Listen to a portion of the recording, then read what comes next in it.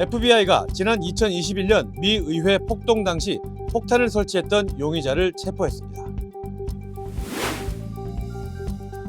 30년 만기 모기지 평균 금리가 6.19%로 내려가면서 올 최저 수준에 근접했습니다. 우크라이나 전쟁 종전안을 놓고 미국 대표단을 만난 푸틴 러시아 대통령이 대화가 매우 유용했다고 말했습니다. 반려견 문제로 다투던 남성을 살해, 수감 중인 남성의 집에서 또 다른 유해가 발견됐습니다. 플로리다주 샌퍼스 지역에서 테슬라 충전기에서 시작된 불로 주택 한 채가 전소됐습니다. We stand with accident victims during the hardest moments. Whether it's a car, truck, motorcycle, pedestrian, or rideshare accident, you deserve the best attorneys by your side. At DK Law, we're modern injury and accident lawyers who go all the way. We fight smart, we move fast, and we win big. At DK Law, when we take a case, we take it all the way.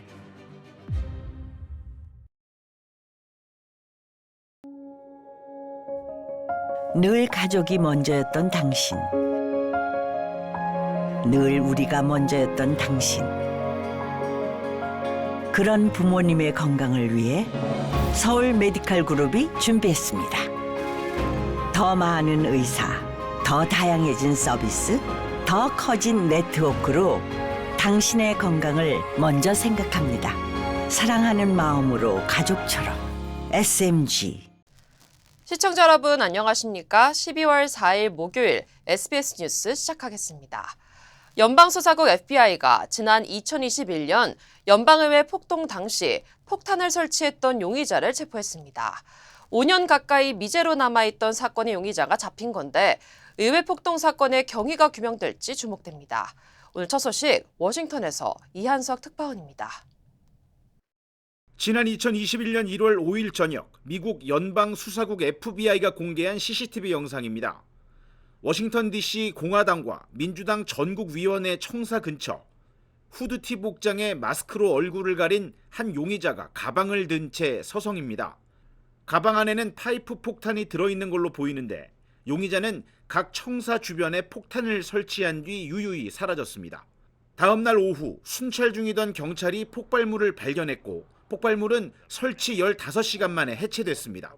FBI는 화면에 포착된 용의자의 모습을 공개한 뒤 50만 달러의 현상금을 걸고 추적해왔고 수만 개의 비디오 파일과 수백 건의 제보를 바탕으로 사건 발생 5년 만에 용의자를 체포했습니다. 버지니아주 보석 보증회사에서 근무하는 30세 남성 브라이언 콜 주니어입니다.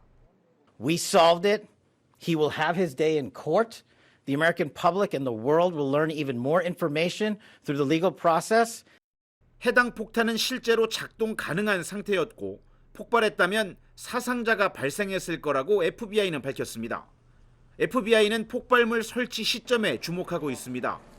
설치 다음 날 트럼프 대통령 지지자들이 조 바이든 대통령 당선인의 인준을 막기 위해 의회 폭동을 일으켰기 때문입니다.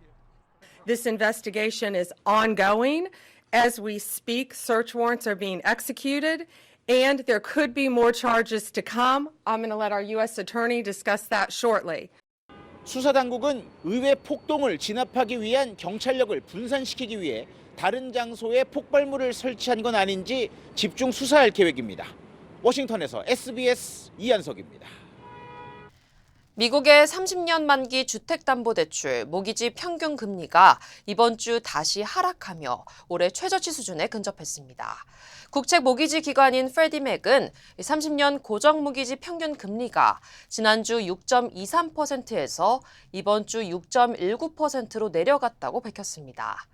이번 수치는 지난 10월 30일 기록한 올해 최저치 6.17% 이후 가장 낮은 수준입니다. 한편 재융자 수요가 많은 15년 고정금리 모기지 역시 이번 주 5.44%로 떨어졌습니다. 미국의 2030 세대 청년층이 제도와 사회 시스템에 대한 신뢰가 크게 낮은 것으로 나타났습니다. 최근 하버드 정치연구소 조사에 따르면 응답자의 64%가 미국을 문제가 있는 시스템 또는 완전히 실패한 시스템이라고 평가했으며 정치와 경제에 대한 불안감도 큰 것으로 조사됐습니다. 특히 젊은 층의 절반 정도만 내년 선거에서 투표할 의향이 있다고 답했으며 AI 기술에 대한 우려도 높게 나타났습니다. 전문가들은 이 세대가 제도적 보호와 목소리를 충분히 느끼지 못하고 있다고 분석했습니다. 캘리포니아주에서 지난 10월에만 무려 120만 정에 달하는 펜타닐 알약이 압수된 것으로 나타났습니다. 연방 마약 단속국 DEA LA 지부는 집중 단속 작전을 통해 펜타닐 합성 알약 102만 7천여 정과 메삼펜타민 978kg, 코카인 159kg 등을 압수했다고 밝혔습니다. 특히 압수된 알약 가운데 63만 정은 일반 펜타닐보다 100배 강한 합성 오피오이드, 카르펜타닐로 확인됐습니다. DEA는 펜타닐 오남용 사망이 계속 증가하고 있는 만큼 LA를 포함해 국내외 30여 개 지부에서 진행 중인 펜타닐 프리 아메리카 작전을 계속 확대할 방침이라고 밝혔습니다. 네, 우크라이나 전쟁 종전안을 놓고 미국 대표단과 회동한 푸틴 러시아 대통령이 처음으로 입을 열었습니다. 이번 회동이 매우 유용했다면서도 동의할 수 없는 조항도 있었다고 언급했습니다. 파리에서 권영인 특파원입니다. 푸틴 러시아 대통령이 지난 2일 미국 대표단과 가졌던 우크라이나 종전안 협상에 대해 매우 유용한 자리였다고 말했습니다. 어제 정상회담 참석차 인도를 방문한 푸틴 대통령은 미국이 여러 가지 이유로 신속한 전쟁 종식을 원한다며 이같이 밝혔습니다. 또 미국의 제안에는 동의할 수 없는 조항도 있었다며 매우 어려운 작업이라고 설명했습니다. 미국 대표단과 회동 후 푸틴 대통령이 공식적으로 입장을 밝힌 건 이번이 처음입니다. Но мы никому не вредим в нашей работе, поэтому думаю, что лидеры других государств это должны оценить. 모두 28개 항목으로 구성됐던 초안이 우크라이나 대표단과 협상을 거치면서 일부 항목이 수정 축소된 것으로 알려졌는데 이에 대해 그는 미국이 4개 패키지로 불안했을 뿐 내용이 달라진 건 없었다고 말했습니다. 그러면서 우크라이나 동부 돈바스 지역 전체를 내놓으라는 요구는 전혀 변함이 없다는 뜻을 밝혔습니다. 젤렌스키 우크라이나 대통령은 아직 공식 입장은 내놓지 않았지만 이번 종전안 협상에서 배제된 유럽 국가들은 강하게 비판하고 나섰습니다. 특히 이번 주 유럽 정상들이 비공개 회의에서 미국이 우크라이나를 배신할 가능성이 있다. 미국 대표단은 우크라이나와 유럽을 상대로 장난을 치고 있다고 말했다는 외신 보도가 나오기도 했습니다. 파리에서 SBS 권영인입니다. 최근 정동영 통일부 장관을 비롯해 한국 고위 인사들이 북미 대화를 위해 한미연합훈련을 조정할 필요가 있다는 목소리를 내놓고 있습니다. 그런데 지난달 말 미국 외교당국이 이런 발언들을 우려한다는 입장을 한국 정부에 전달한 것으로 확인됐습니다. 강민호 기자가 취재했습니다. 우리 정부 고위급 인사들이 최근 한미연합훈련의 조정 필요성을 공개적으로 언급한 데 대해 지난달 말 미국의 고위급 외교 당국자가 우려한다는 입장을 우리 정부에 표명한 걸로 SBS 취재 결과 확인됐습니다. 미국 측은 주한미군의 지정학적 위치와 전략적 중요성을 강조하면서 현재 트럼프 행정부는 강력한 한미연합 반입 태세가 매우 중요하다는 인식을 갖고 있다는 취지의 메시지도 함께 전달한 걸로 파악됐습니다. 트럼프 대통령은 집권 1기 땐 한미 훈련을 돈 낭비로 규정하며 축소나 중단을 시사하기도 했지만 현재 집권 2기의 인식은 달라졌다는 걸 강조한 것으로 풀이됩니다. 미 측의 이런 입장은 정동영 통일장관의 최근 발언들을 겨냥한 걸로 보입니다. 정동영 장관은 지난달 8일 한미 군사훈련을 하면서 북미 회담으로 갈 수는 없다고 말했고 지난달 25일엔 미국의 승인과 결재를 기다리는 관료적 사고론 해결할 수 없는 게 한반도 문제의 특징이라고 강조했습니다. 대통령실 고위 관계자는 미국이 정 장관 발언을 굉장히 주목하고 있다며 우려 전달의 배경을 짚었습니다. 다만 우리 정부와 군은 현재 한미 훈련의 조정 계획을 세우진 않는 걸로 파악됩니다. 이재명 대통령은 어제 외신 기자회견에서 훈련 조정 가능성에 대한 질문에 미국을 주어로 앞세워 이렇게 답했습니다. 미국이 전략적 레버리지가 필요하다면 그런 문제들도 충분히 논의하고 고민할 수 있다. 이에 대해 대통령실 관계자는 한미 어느 한쪽 의견에 따라 훈련을 조정하는 게 아니라 대북 전략에 따라 필요성이 생긴다면 그때 가서 논의할 수 있다는 의미라고 부연했습니다. SBS 강민우입니다. 캘리포니아에서 미 공군 썬더버드 조종사가 훈련 비행 중 전투기에서 긴급 탈출하는 순간이 카메라에 포착됐습니다. 해당 F-16C 전투기는 샌 버나디노 카운티 트로나 인근에 추락해 화염에 휩싸였으며 현장에는 짙은 검은 연기가 치솟았습니다. 조종사는 병원에서 치료를 받고 있으며 당국은 사고 원인을 조사 중입니다. 랄프 로렌이 내년 이탈리아에서 열리는 동계올림픽의 미국 대표팀 공식 유니폼을 공개했습니다. 모든 제품은 미국에서 제작됐으며 준비 기간만 2년 반이 걸렸습니다. We spent about 2.5 years working with the athletes, trying to understand what makes them feel comfortable and confident on a global stage. 랄프 로렌은 10회 연속 팀 USA 유니폼을 디자인했습니다. 또 일반 소비자를 위한 팀 USA 컬렉션도 출시돼 전국 일부 매장과 온라인에서 판매되고 있습니다. 샌디에고 지역에서 살인 혐의로 수감 중인 74세 남성의 집에서 인체 유해가 발견돼 경찰이 수사에 나섰습니다.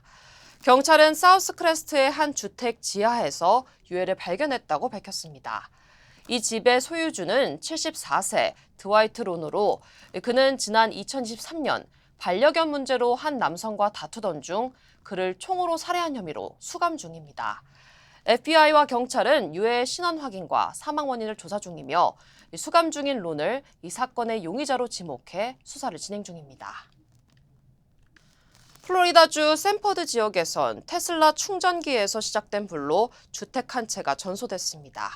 사고는 지난 화요일 새벽 5시쯤 발생했습니다. 주택에 거주하던 미나라키는 차고에서 터지는 소리를 들었다며 가족과 함께 탈출하는 과정에서 딸이 2층 창문에서 뛰어내렸다고 전했습니다. I saw black smoke coming like smoke coming out from everywhere. After I walk in his room, that is where I lose all sight, hearing. I can't feel my body anymore. 이번 화재로 집과 차량 모두 전소됐으며 소방당국은 테슬라 충전기가 화재 원인일 가능성을 조사 중입니다. 오클라호마 시티에서 6살 어린이가 스쿨버스에 치여 숨지는 사고가 발생했습니다. 사고는 어제 오후 사우스웨스트 51번가와 더글러스 애베뉴 교차로에서 일어났습니다. 스쿨버스가 우회전을 하던 순간 길을 건너려 뛰어든 6살 에이드리언 살가도 군이 버스 측면에 부딪힌 뒤 뒤쪽 바퀴에 깔린 것으로 조사됐습니다. 살가도 군은 병원으로 옮겨졌지만 끝내 숨졌습니다. 경찰은 현장 조사 결과 버스 운전자 과실은 없는 것으로 확인했습니다. 대표적인 한인은행인 한미은행의 LA 버몬트 지점과 오렌지 카운티 세리토스 지점이 오픈 40주년을 맞았습니다. 각 지역 주요 한인사회 소식 이원정 기자입니다. 한미은행 2개 지점이 오픈 40주년을 맞았습니다. 한미은행 버몬트 지점과 세리토스 알테시아 지점은 지난 11월 25일과 11월 30일 각각 40주년을 맞아 오랜 기간 지점을 거래해준 주요 고객 일부를 초대해 사은 행사를 열고 감사의 뜻을 전했습니다. 안중근 의사의 친필 휘호가 브루클린 미술관에서 일반에 처음 공개됐습니다. 한국 미술 애호가들의 모임인 코리안 아트 소사이어티는 이 휘호는 안중근 의사가 만주 하얼빈역에서 이토 히로부미를 저격하기에 앞서 조국 독립을 위한 결의를 담아 1909년 10월에 완성했으며 미국인 부부가 소장하다 지난해 말 브루클린 뮤지엄에 기증했다고 밝혔습니다. 뉴욕 총영사관이 오는 12월 26일부터 31일까지 민원실 업무를 중단합니다. 총영사관은 총영사관 공간을 현재 위치로부터 대각선 방향에 있는 새로운 건물로 이전하고 내년 1월부터 공식 업무를 시작하기 위해 민원실 업무를 일시 중단한다고 밝혔습니다. 영사관은 내년 1월부터 445 파크 애비뉴 건물에서 업무를 시작합니다. 동부 최대 한인은행인 메트로시티은행이 JIC은행과의 인수합병을 완료했습니다. 메트로시티은행은 지난 3월 2억 600만 달러 규모의 JIC은행과의 인수합병을 연방과 주 규제 당국의 승인을 받았으며 지난 7월 15일 주주들의 표결을 통해 합병을 승인했다고 밝혔습니다. 이번 합병으로 메트로시티은행이 한인은행 중 뱅크 오브 호프와 한미은행에 이어 세 번째로 큰 은행으로 도약하게 됐습니다. 워싱턴주 시애틀 차기 부시장의 혼혈 한인이 발탁됐습니다. 지난달 4일 시장 선거에서 승리한 KT 윌슨 시애틀 시장 당선인은 브라이언 수렛 시장 인수위원회 공동위원장을 부시장으로 지명한다고 밝혔습니다.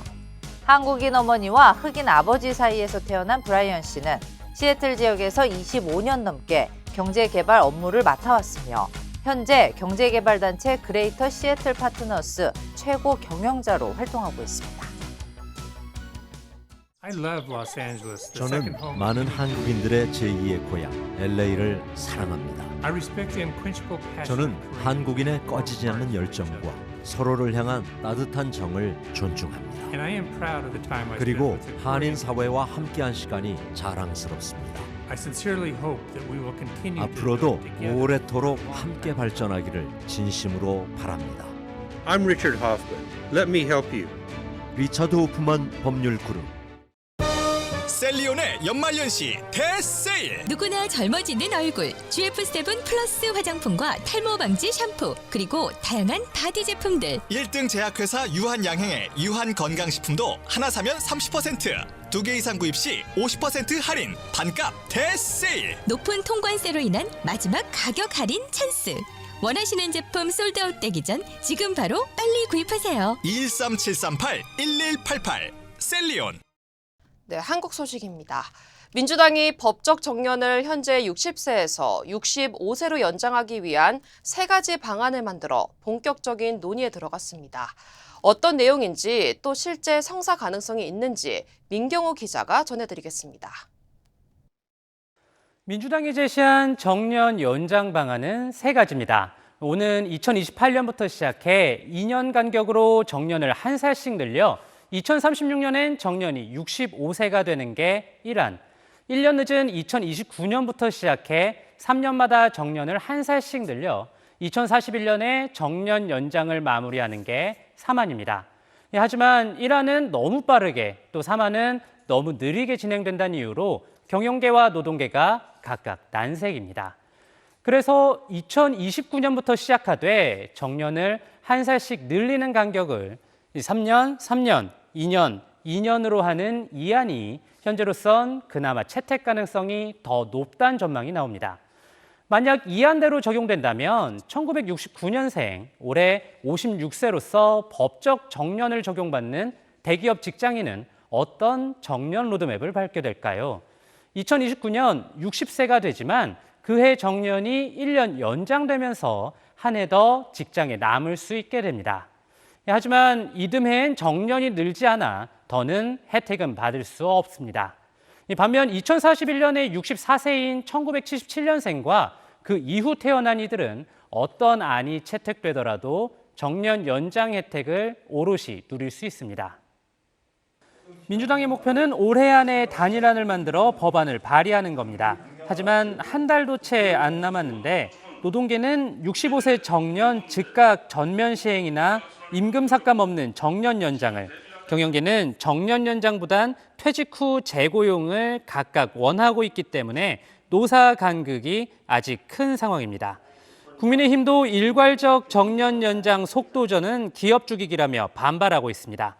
정년 연장의 혜택이 대기업, 공공기관, 정규직 등에만 쏠리는 상황도 풀어야 할 과제입니다. 민주당은 다음 주부터 노동계, 경영계와의 실무회의 등을 통해서 본격적으로 접점 찾기에 나설 계획입니다. SBS 민경호입니다. 네, 올해 3월 순자산을 기준으로 상위 20% 가구가 하위 20%보다 45배나 많은 자산을 갖고 있는 걸로 조사됐습니다. 이 상위 계층이 갖고 있는 수도권 집값이 비싸진 영향이 결정적인데 일부 편법 증여나 탈세를 한 사례도 드러났습니다. 최희선 기자의 보도입니다. 직장인 A씨는 올해 서울 송파구에 20억 원짜리 아파트를 어머니로부터 증여받았습니다. 아파트에 설정된 10억 원 주택담보대출도 함께 물려받으면서 증여세를 크게 줄였습니다. A씨는 국세청의 대출을 자신의 소득으로 갚고 있다고 소명했지만 생활비 연간 수억 원을 어머니에게 받은 정황이 드러났습니다. 이런저런 얘기들이 오고 가는데요. 생활비로 현금을 받기도 하고 정기적으로 골드바를 받는 경우도 있는 것 같더라고요. B씨는 서울 강남구 압구정동에 시세 60억 원짜리 아파트를 증여받았는데 감정평가법인과 짜고 39억 원으로 감정가액을 신고했다가 적발됐습니다. 집값 상승 속에 올해 서울에서 아파트 같은 집합 건물 증여는 3년 만에 최대인 7,700여 건. 미성년자에 대한 증여도 223건에 달했습니다. 국세청은 부모 찬스를 이용한 편법 증여 등으로 탈세하는 사례가 적지 않다고 보고 올해 강남 4구와 마포, 용산, 성동구 등 마용성 지역에서 증여된 아파트 2,077건을 모두 조사하기로 했습니다. 국세청이 특정 지역을 정해 집중 검증하는 건 이번이 처음입니다. 부모의 도움으로 손쉽게 고가 아파트를 취득하고도 채무를 이용한 꼼수 증여 등 집중적으로 점검하겠습니다. 국세청은 증여세 신고 금액은 물론 자금의 출처, 취득세 같은 부대 비용은 누가 내는지 등 증여의 모든 과정을 들여다보겠다는 방침입니다. 또 이 같은 전수 검증을 부동산 시장이 안정화될 때까지 지속하겠다고 밝혔습니다. SBS 최희선입니다. 한덕수 전 총리 재판에서 정치적 의도로 소란을 피워서 감치 15일을 선고받았던 김용현 전 국방장관의 변호인이 감치 5일을 추가로 선고받았습니다. 감치 재판을 받으면서도 재판장에게 해보자는 거냐면서 고발하겠다고 또 막말을 한 겁니다. 보도에 신용일 기자입니다. 김용현 전 국방장관 변호인인 이하상 권우현 변호사는 지난달 19일 한덕수 전 총리 재판에 감치 15일 명령을 받았습니다. 증인으로 나온 김 전 장관과 동석하겠다고 재판장 제지에도 법정 소란을 피웠기 때문입니다. 구금 장소에다 유치하도록 하겠습니다. 그런데 당시 감치 재판 과정에서 권 변호사가 법정에서 재판부를 향해 거친 언사를 했고 재판부를 향해서 해보자는 거냐, 공수처에서 봅시다. 이렇게 진술을 했습니다. 법정 모욕행위입니다. 재판부는 법원 심리 방해 혐의로 추가 감치 재판을 열었습니다. 재판부는 법정에 나오지 않은 권 변호사에게 감치 5일을 추가로 선고했습니다. 권 변호사 측은 법정 발언에 대해 문제가 없다고 주장했습니다. 해보자는 것이냐는 저희가 당연히 변호인으로서 또 그리고 또 한 사람의 국민으로서 보장받는 절차적인 불복 절차가 있습니다. 공수처에서 보자고 한 것도 고발을 하겠다고 말한 것뿐이라고 했습니다. 이들은 사전에 감치 사유를 통보받지 못해 선고에 문제가 있다며 항고장을 접수하고 집행 정지를 신청했습니다. SBS 신용일입니다. 민간협회 인사청탁을 대통령실 내부에 전달하겠다는 문자를 보냈던 김남국 대통령실 비서관이 물러나겠다는 뜻을 표했습니다. 김현지 제1부속실장을 언급한 것도 형과 누나란 표현을 쓴 것도 모두 여권에 엄청난 부담을 주고 있는 상황에서 사직서는 바로 수리됐습니다. 박지연 기자입니다. 대통령실은 어제 김남국 디지털 소통비서관이 사직서를 제출해 수리됐다고 밝혔습니다. 인사청탁 메시지 논란이 불거진 지 이틀 만입니다. 메시지에서 거론된 김현지 제1부속실장을 겨냥한 이른바 만사현통 논란 등 야당의 공세가 거세지고 부정적 여론도 확산하는 가운데 김 비서관은 스스로 사의를 표명한 걸로 알려졌습니다. 비서실장이 아마 눈물 쏙 빼게 경고한 걸로 알고 있습니다. 문제의 SNS 메시지를 김 비서관에게 보냈던 문진석 민주당 의원은 이틀째 국회 소속 상임위원회와 당회의 등의 모습을 드러내지 않았습니다. 대신 SNS를 통해 입이 10개라도 할 말이 없다. 부적절한 처신 송구하다. 앞으로 언행에 더욱 조심하겠다는 단 3문장의 짧은 입장만 냈습니다. 문 의원이 자신의 지인을 회장으로 추천해달라고 했던 대상은 한국자동차 모빌리티 산업협회. 국내 완성차 업체들의 단체로 협회 회장은 2억 원대 연봉을 받는 걸로 알려졌습니다. 회원사들이 모인 총회에서 3년에 한 번 회장을 뽑는데 정부에겐 인사권이 없는 엄연한 민간협회입니다. 주로 완성차 업체 임원들이나 고위 관료 출신들이 회장을 맡아왔습니다. 협회 자체가 솔직히 회원사를 구성돼 있으니까 분들이 이제 괜찮은 분 있으면 좀 하시는 것 같아요. 정치권에서 추천을 받거나 이런 경우는 없어요. 국민의힘은 민간협회 회장 자리까지 끼리끼리 추천하는 권력형 인사농단이라고 비판했습니다.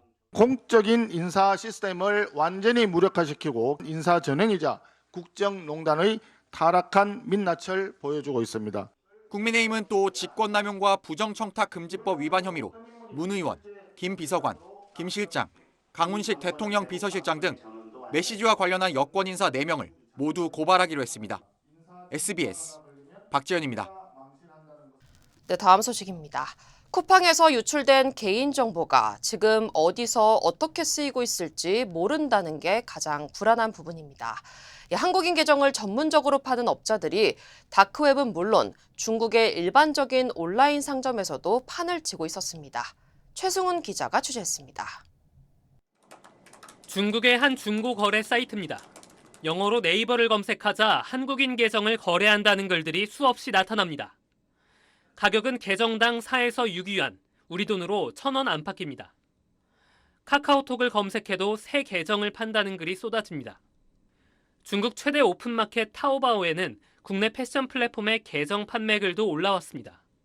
최근 쿠팡 계정을 판다는 글도 있었지만 현재는 모두 사라졌습니다.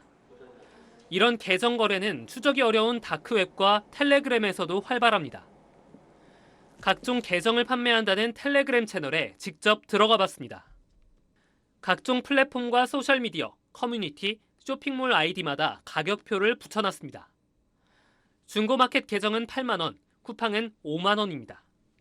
판매자에게 포털 아이디를 살 수 있느냐고 묻자 남자 것은 7만 원, 여자 건 9만 원에 판다고 답합니다.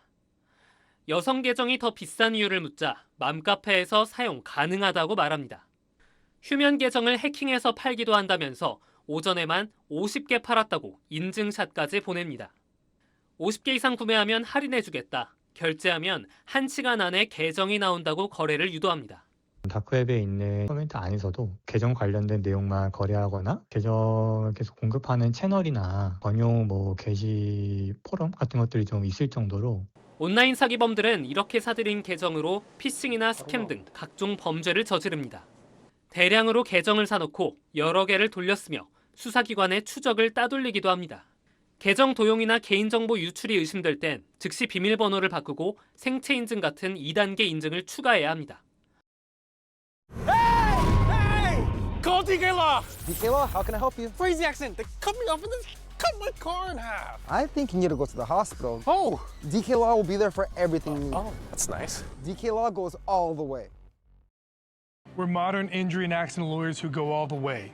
We fight smart, we move fast, and we win big. Because at DK Law, when we take a case, we take it all the way. 서울 명문대학원의 중심 입지 신촌. 이제 차원이 다른 젊음의 도시 에르노 플레이스 신촌이 미국 한인 동포들을 찾아옵니다. 미주 한인 교포들을 위한 특별한 기회, 성공 투자의 공식을 모두 갖춘 프리미엄 테라스형 오피스텔 에르노 플레이스 신촌이 미국 재외 교포를 위한 우선 특별 공급을 통해 11월 17일 계약을 진행합니다. 투자의 가치가 다른 높은 수익률과 미래 투자 가치까지 11월 17일 에르노 플레이스 신촌 오피스텔의 계약을 진행합니다. 분양 계약 문의 818-974-8949. 한국 국민 3명 가운데 2명의 개인정보를 유출시킨 쿠팡이 탈퇴 과정도 복잡하게 만들어놔서 마지막까지 힘들게 한다는 이용자들의 불만이 많습니다. 탈퇴까지 길게는 10단계나 거쳐야 하는데 정부가 이게 적법한 건지 조사에 나섰습니다. 유수환 기자입니다. 포털 사이트 검색창에 쿠팡 탈퇴라고 써넣자 탈퇴 절차를 묻거나 안내하는 게시글들이 끊임없이 올라옵니다. 화면 구석에 작고 흐릿한 해지 버튼이 숨겨져 있으니 잘 찾으라는 안내부터 복잡하게 설계된 절차들을 일일이 캡처 화면으로 설명하고 있습니다. 대규모 유출 사고로 불안해서 쿠팡 탈퇴를 결심했는데 탈퇴마저도 어렵게 해놨다는 이용자들의 불만이 온라인을 중심으로 커지고 있습니다. 유료 회원은 탈퇴까지 10단계나 거쳐야 하는데 모바일이 아닌 PC 버전에서만 가능하도록 설계돼 있기 때문입니다. 본인 인증과 이용 내역 확인 후에도 쿠팡에 바라는 점을 주관식으로 작성해야 탈퇴가 마무리됩니다.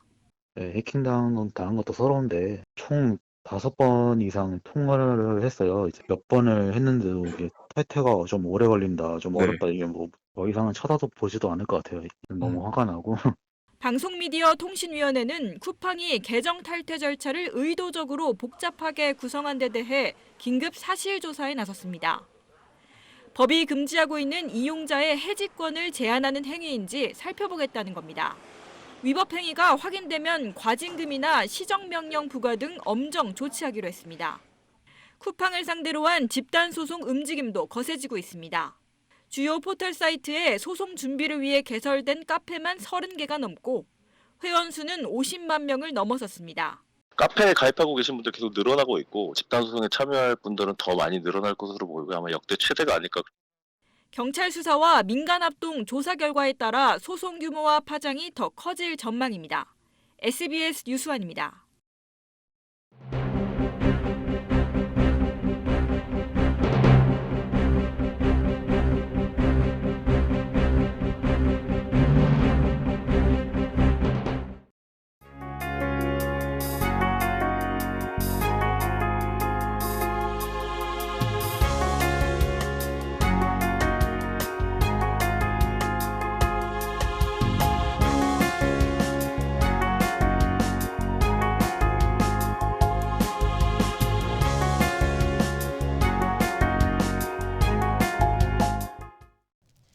(12월 4일) 목요일 SBS 이브닝 뉴스 마칩니다. 오늘도 시청해주신 여러분 고맙습니다.